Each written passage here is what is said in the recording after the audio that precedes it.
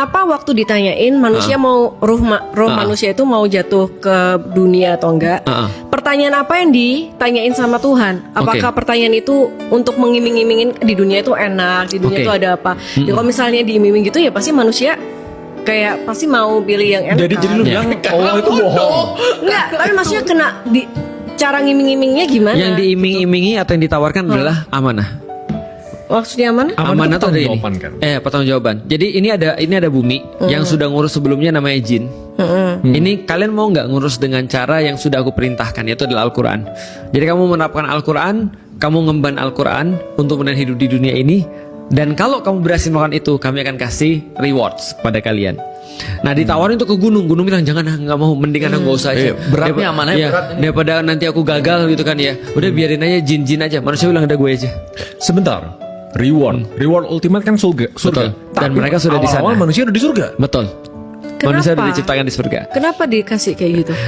Nah, jadi setelah semuanya itu kan kita awalnya diciptakan di surganya Allah nih. Nah, setelah terus kemudian mereka di surga, terus mereka dikasih tahu, mau nggak amanah kayak begini.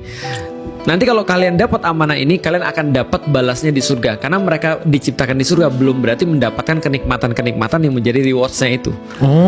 Jadi berarti awalnya di surga tapi betul. udah dapat akses ke. Maka terus kemudian Allah bilang, kalian udah di surga nih ya, dan kalian udah menerima amanah ya. Oke, sekarang belajar nih.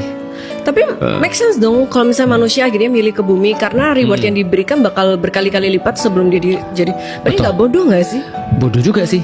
Loh, kalau misalnya Tuhan sampai ngomong Tuhan Yesus. Kalau misalnya Tuhan ngasih tahu, kamu kalau misalnya turun ke bumi bakal dapat amanah, terus bakal dapat surga yang berkali-kali lipat kan dibandingkan sekarang.